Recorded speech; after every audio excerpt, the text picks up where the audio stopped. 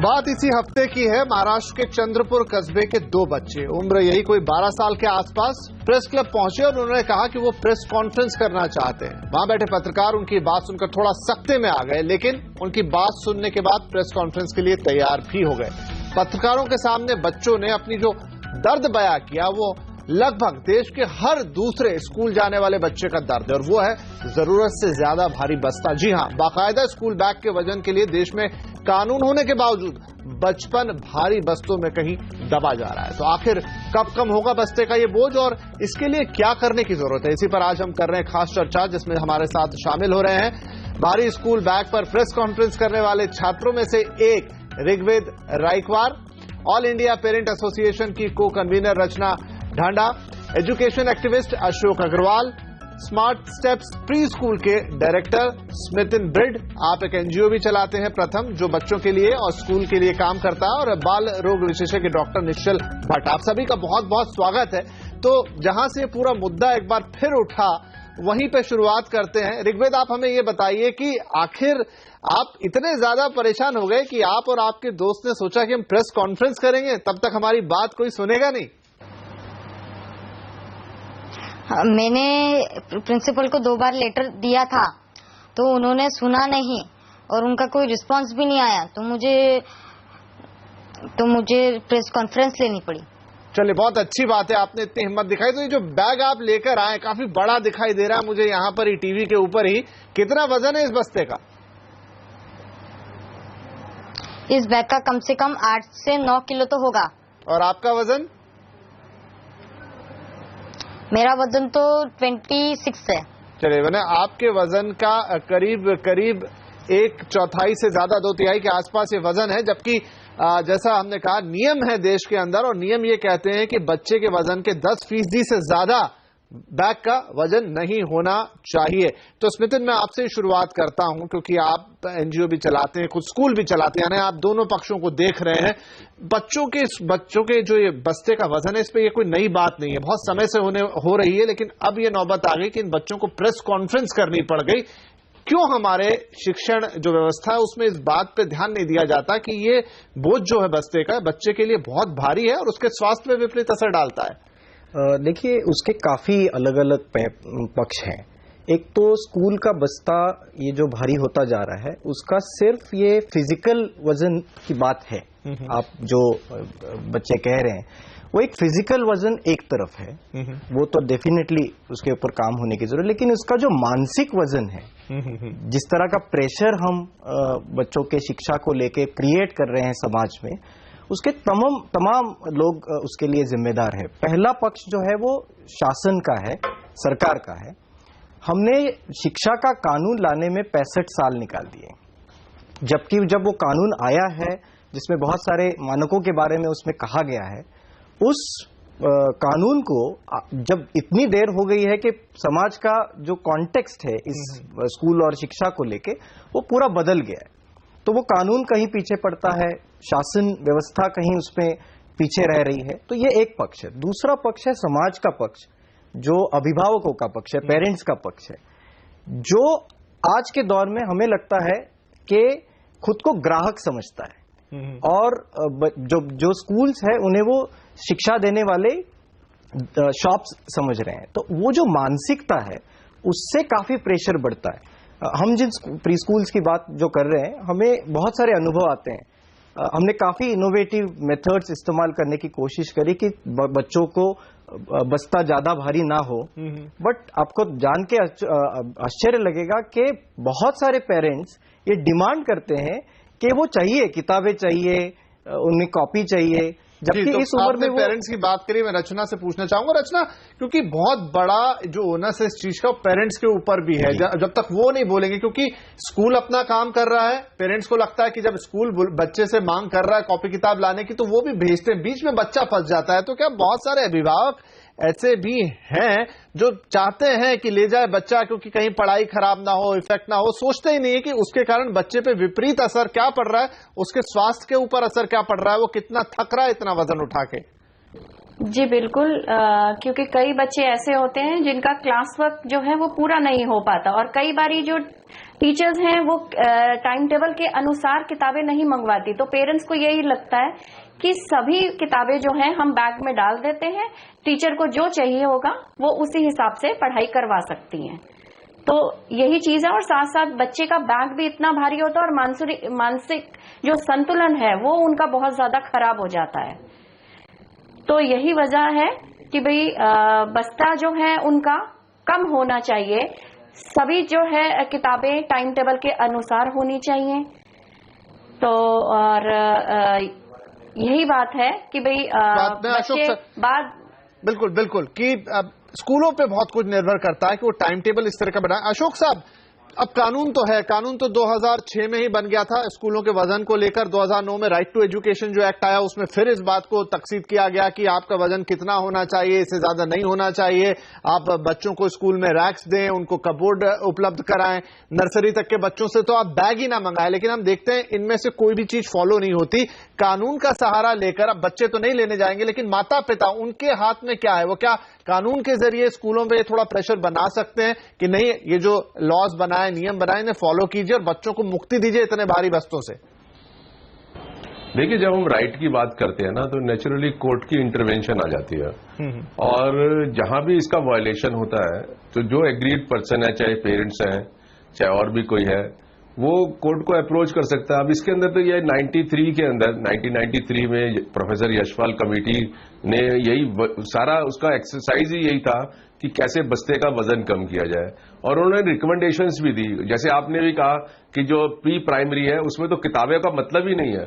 उसके बाद दिल्ली हाईकोर्ट ने भी फैसले लिए, लेकिन इसमें ना जो प्रॉब्लम आ रही है वो क्या आ रही है कि इसमें जो कमर्शियल एलिमेंट है, मतलब ये जो बस्ते का बोझे की बात है, मुझे लग रहा है कि ये ज्यादा प्रॉब्लम जो है प्राइवेट स्कूल्स पे है, और वो इसलिए है कि वहां पे कमर्शलाइजेशन का भी एस्पेक्ट है कि जितना ज्यादा उसके ऊपर किताबों का और ये सब चीजें डाल दोगे उतना ही शायद कंपैरेटिवली उसको इनकम भी होती है। और आप देखिए प्री प्राइमरी में देखिए, प्री प्राइमरी जहां किताबों की बिल्कुल होना ही नहीं चाहिए, जहां पेन और पेंसिल भी उसको यूज करनी नहीं चाहिए, वहां पर 1500, 1700, 1000, 2000 रुपए की किताबें। और ये भी बात ठीक है कि पेरेंट्स को भी एक साइकोलॉजिकल जो है ना वो ये लगता है कि मेरे बच्चे के बस्ते में किताबें नहीं है तो वो क्या पढ़ेगा। तो लेकिन बट क्वेश्चन ये है कि जो लोग एजुकेशन सेक्टर में, चाहे गवर्नमेंट है, चाहे स्कूल्स हैं, चाहे दूसरे लोग हैं, उनको वहां एजुकेट करने की जरूरत है। क्या चीज best interest of the child जो है वो एक बेस्ट क्राइटेरिया है बच्चे के लिए। जब हम देखते हैं कि वो बच्चे जो है वजन से उनके शरीरों में फर्क पड़ रहा है, उनके साइकोलॉजिकल फर्क पड़ रहा है, तो इसमें एक रिएक्शन होना चाहिए। और मैं बहुत मैं कहता हूं आइकन है ये जो बच्चे हैं जो उन्होंने जो है अपनी प्रेस कॉन्फ्रेंस करके, और मुझे लगता है आज वक्त वो आ गया है जहां बच्चे ही लीड करेंगे अपनी प्रॉब्लम्स के लिए मूवमेंट्स को। बिल्कुल सही कहा अशोक जी। इनफैक्ट हम ऋग्वेद से पूछे, ऋग्वेद आप अब बैग ले ही आए हैं तो बताइए क्या है उसके अंदर, क्या चीजें ले जानी पड़ती हैं आपको? ऋग्वेद सुन पा रहे हैं आप मुझे? हाँ, मुझे तो एक वर्कबुक और एक नोटबुक लेके जानी पड़ती है, पर उसमें भी एक्स्ट्रा बुक्स होते हैं, जैसे कि ये इंग्लिश जो प्रैक्टिस पेपर है, आर्ट एंड क्राफ्ट तो रोज ही मंगाते हैं, और बहुत सारे बुक्स है, और इससे तो इतने हैवी हो जाते हैं कि मुझसे उठाया नहीं जाता। हाँ, मुझे समझ में आ रहा है आपकी आवाज सुन के कि आपकी सांस फूल रही है उसको उठाते वक्त। और इसके अलावा आप टिफिन भी लेके जाते होंगे, वाटर बॉटल भी लेके जाते होंगे, एक आध ड्राइंग बॉक्स भी नहीं, मैं तो वैसे लेके नहीं जाता, मैं बास्केट पे लेके जाता हूँ, क्योंकि वैसे बैग बहुत हैवी हो जाता। चलिए, तो वो हालत ये है कि अगर वो नहीं है तो एक अलग से बास्केट आपको कैरी करनी पड़ रही है यहाँ पर। तो सब कुछ मिला के डॉक्टर साहब हमारे साथ हैं। डॉक्टर निश्चल, ये बताइए कि जब वजन उठाते हैं ये बच्चे, इनकी दरमियानी एज जो है कुछ 3-4 साल से शुरू हो जाती है। जब वो बस्ते हम उनकी पीठ पे देखते हैं बड़े बड़े, और कम से कम जो अभी ऋग्वेद हमारे साथ हैं ये 12 साल के हैं, 13-14 साल तक के बच्चे अच्छे बड़े भारी बस्ते लेकर जाते हैं। इनकी फिजिकल हेल्थ पे कितना बड़ा इम्पैक्ट पड़ता है? क्या माता पिता अवेयर भी हैं कि इन बस्तों से कितना नुकसान हो रहा है इनके शरीर का?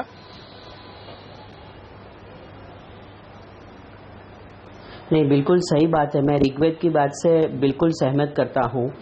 जो लॉ है उसके मुताबिक 5 to 10% से ज्यादा बक्से का वेट नहीं होना चाहिए, लेकिन अगर आप ऋग्वेद का ही सोचे तो वो ऑलमोस्ट 30-33% अपने वेट का जो बैग है वो लेके घूम रहा है। इसकी वजह से क्या होता है कि उसके नेक पे सबसे ज्यादा बर्डन होता है, उसके बैक के ऊपर सबसे ज्यादा बर्डन रहता है और उसकी वजह से उसको नेक पेन और बैक पेन का प्रॉब्लम शुरू हो जाता है। और उसकी वजह से अनदर एक चीज जो होती है वो ये होती है कि उसको हेडेक भी कभी कभी होने की संभावना रहती है।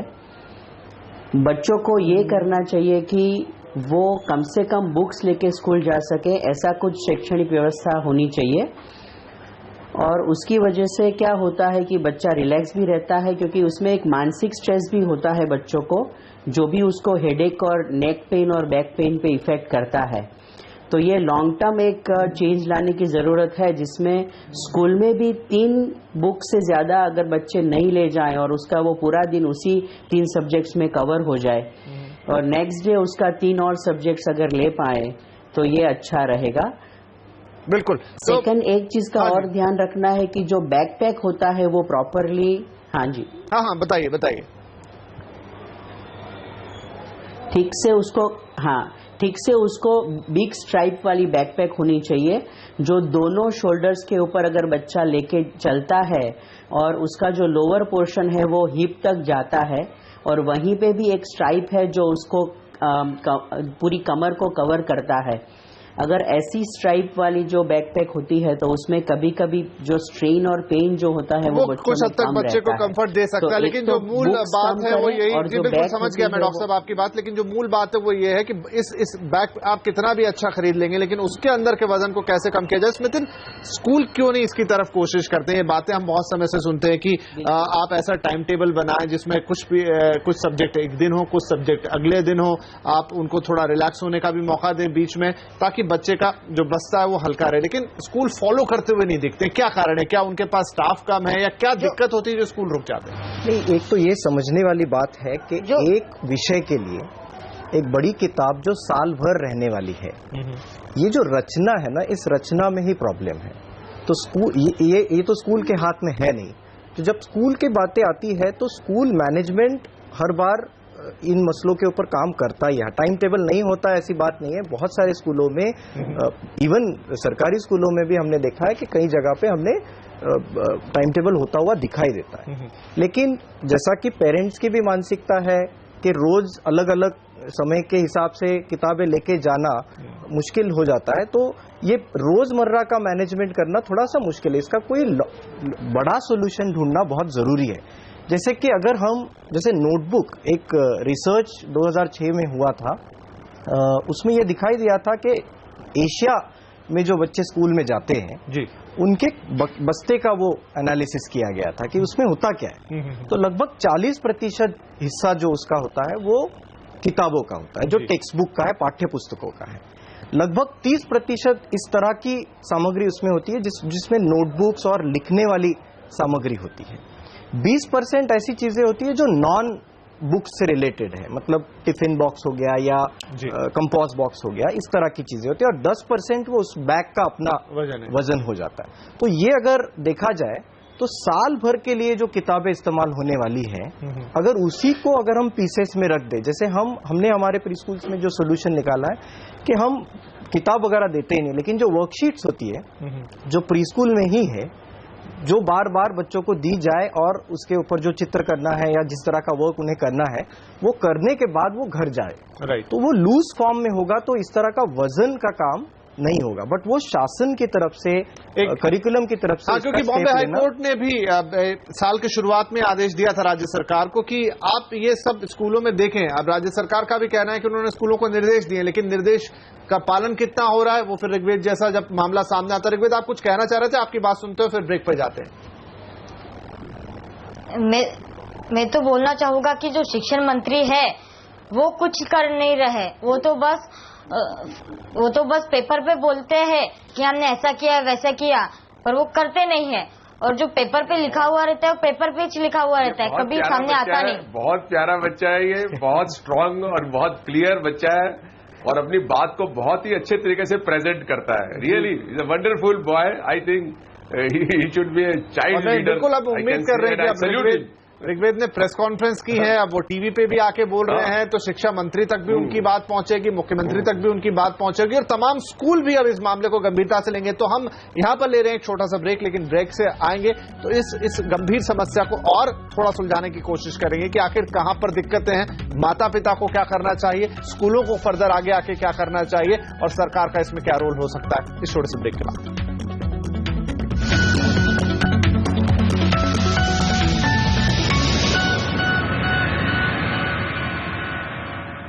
तो आज हम बात कर रहे हैं कि किस तरीके से भारी वजनी बस्तों से बचपन दब रहा है और छात्रों को क्या दिक्कत हो रही है पढ़ाई लिखाई करने में। और ये मामला सब कुछ इसलिए सामने आया क्योंकि कुछ छात्रों ने मिलकर एक प्रेस कॉन्फ्रेंस कर डाली अपनी बात रखने के लिए। उनमें से एक छात्र भी हमारे साथ मौजूद है और ये चर्चा हमारी चल रही है। रचना जी, आपके पास आते हैं। जो बात निकल रही थी कि एक तरफ स्कूल है लेकिन दूसरी तरफ पेरेंट्स हैं। पेरेंट्स को भी शायद कई बार ये आशंकाएं रहती हैं कि बच्चा पढ़ रहा है कि नहीं पढ़ रहा है, वो बुक अगर हम देखेंगे ही नहीं तो पता कैसे चलेगा, महीने में एक बार स्कूल दिखाएगा तो कैसे हम एसेस कर पाएंगे। तो क्या पेरेंट्स की तरफ से भी थोड़ा इनिशिएटिव होना चाहिए ताकि वो भी, कुछ स्कूल अगर ऐसा कर रहे हैं, बहुत सारे स्कूलों में ऐसी व्यवस्था है जहाँ किताबें रोज रोज घर नहीं जाती लेकिन वहां पेरेंट्स ही थोड़ा सा रिएक्ट कर देते हैं, तो पेरेंट्स की सोच में भी बदलाव आना जरूरी है क्योंकि बच्चा उन्हीं का है।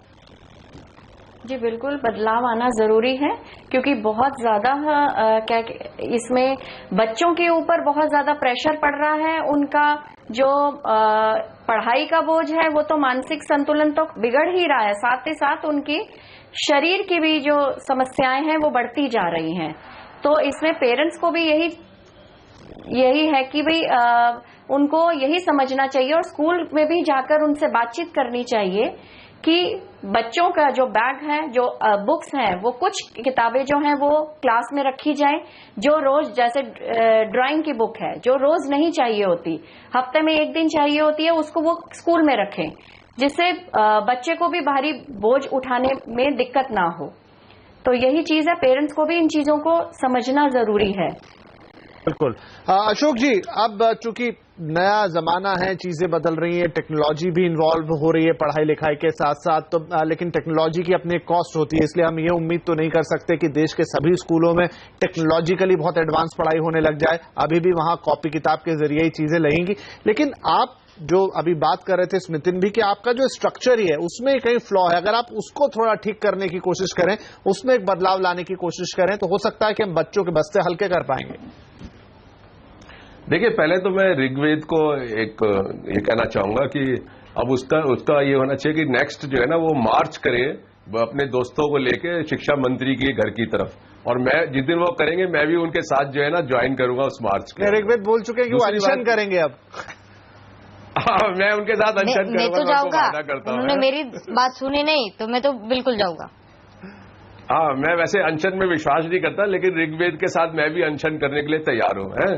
दूसरी बात यह है कि अभी रचना से मेरी बात हो रही थी, वो कह रही थी, रचना से बात हो रही थी, वो कह रहे थे कि कुछ पेरेंट्स ऐसे भी हैं कि वो ये सोचते हैं कि मेरा बच्चा ज्यादा से ज्यादा वजन अगर उठाएगा तो उतना ही मजबूत हो जाएगा। तो इस तरीके की गलतफहमी के भी शिकार कुछ लोग हैं।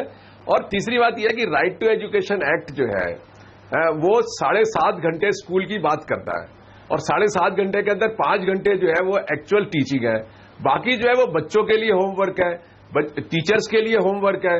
तो मुझे लगता है कि ये सारा काम स्कूल में हो जाए अगर, तो बच्चे को ना तो बैग लाना पड़ेगा ना ले जाना पड़ेगा। मुझे लगता है राइट टू एजुकेशन एक्ट जो है वो पूरी तरीके से इम्प्लीमेंटेशन नहीं हो रहा है, उसकी स्पिरिट को वायलेट किया जा रहा है। और एक फैक्ट्री वर्कर की तरह एक बच्चा जो है सुबह चलता है पहले तो अपने कार या वैन में सफर करता है, फिर कितने घंटे स्कूल में रहता है, फिर मुझे तो लगता है फैक्ट्री वर्कर से ज्यादा वो आवर्स डिवोट करता है, उसके बावजूद भी उसको घर जाके फिर काम करना पड़ता है, सुबह उठ के फिर काम करना पड़ता है। तो कुछ मुझे लगता है कि बच्चों के प्रति हम लोगों को थोड़ा अपना नजरिया बदलना जरूरी है। चलिए ऋग्वेद से थोड़ी और बात कर लेते हैं। ऋग्वेद, आप चूंकि अब आपने इतनी बात को सामने लाया और आज हम सब इस पे बैठ के बात कर रहे हैं, आपके हिसाब से क्या सिस्टम होना चाहिए, जो आप अभी पूरी दिनचर्या है जैसा अशोक जी भी कह रहे थे, तो आप क्या महसूस करते हो, कितनी आपके पास किताबें होनी चाहिए, कितनी देर आपने स्कूल में रुकना चाहिए और कब छुट्टी हो जानी चाहिए? जो टाइम तो कुछ भी हो, हमको पढ़ाई का कुछ प्रॉब्लम नहीं है, पर जो वजन है उससे प्रॉब्लम है। जैसे कि मेरे हिसाब से तो लॉकर रखने चाहिए स्कूल में, तो उससे बैग का वजन भी कम होगा, बुक्स भी कम आएंगे साथ में। नहीं ठीक है, आपके स्कूल में लॉकर है? मैंने जब आवाज उठाई जब नहीं था, फिर उसके दूसरे दिन आ गए। चलिए, तो आपके कहने का असर पड़ा इसमें से नहीं आया, पर लॉकर की भी जो हम जिस एक्ट की बात कर रहे हैं उसमें लॉकर कंपलसरी है, कपबोर्ड देने स्कूलों को। कितने स्कूलों के पास होंगे अगर एक मोटा हिसाब निकालें हम? मानकों के हिसाब से अगर हम स्कूलों को देखते हैं तो बहुत सारे सरकारी स्कूल भी वो मानक अभी तक पूरे नहीं कर पाते हैं। तो वैसे तो बहुत स्कूल्स अभी इस दर्जे पर अभी आए नहीं हैं कि वो करें। मुझे यहाँ ये बताना है कि ये जिस तरह से ऋग्वेद भी कह रहे हैं कि वो मजा जो शिक्षा में आनी चाहिए, वो शिक्षा आनंद नहीं देता है, उसका बोझा ज्यादा है बनिस्बत की वो फिजिकल बोझे का बात बार बार आ रही है। फिजिकल बोझे को और अच्छा करने का, शिथिल करने का बहुत सारे तरीके अपने ही देश में बहुत लोगों ने ट्राई करके देखे हुए हैं। बैगलेस स्कूल्स आए हैं, तमाम चीजें आई है, टेक्नोलॉजी का जमाना आया है, लेकिन स्कूल शिक्षा लेना यानी कि जो एक ऐसी क्रिया है जो खुद लेनी है, वो आपको कितनी भी परोस दी जाए तो आपके सामने रखी जा सकती है, लेकिन आपको वो खुद आत्मसात करनी है। तो वो जो क्रिया है उसको जब तक हमारी स्कूल्स, हमारा सिस्टम जब तक रोचक तरीके से नहीं करेगा, तब तक ये मसला जिंदा रहेगा। आज बस्ते के रूप में है तो कल कुछ और, जैसे अगर हम टेक्नोलॉजी की बार बार बात करते हैं तो उसके भी कई निगेटिव पहलू हैं जिसके बारे में हम बहस कर सकते हैं, लेकिन वो आज के तारीख में आने वाली टेक्नोलॉजी का इस्तेमाल हम सीखने के लिए कैसे कर रहे हैं, उसी तरह से इस बच्चे को कैसे कर रहे हैं। उम्मीद करेंगे कि ऋग्वेद ने आज जो पॉइंट उठाया है, उन्होंने प्रेस कॉन्फ्रेंस की है और आज इस कार्यक्रम में आके बोल रहे हैं, ये बात एक बार फिर स्कूलों तक पहुंचेगी, अथॉरिटीज तक पहुंचेगी। नियम ऑलरेडी बना हुआ है, उसके इम्प्लीमेंटेशन की जरूरत है और उम्मीद करते हैं कि अगली बार जब हम ऋग्वेद से बात कर रहे होंगे तो वो कुछ इस तरह की बात होगी कि देखिए ये जो बस्ता आज मैं लेकर आया हूं, अब इसका वजन पिछली बार के मुकाबले आधा हो चुका है। तो इसी उम्मीद के साथ, इसी पॉजिटिव नोट के साथ इस कार्यक्रम को हम समाप्त करेंगे। आप सभी का इस कार्यक्रम में शामिल होने के लिए शुक्रिया। नमस्कार।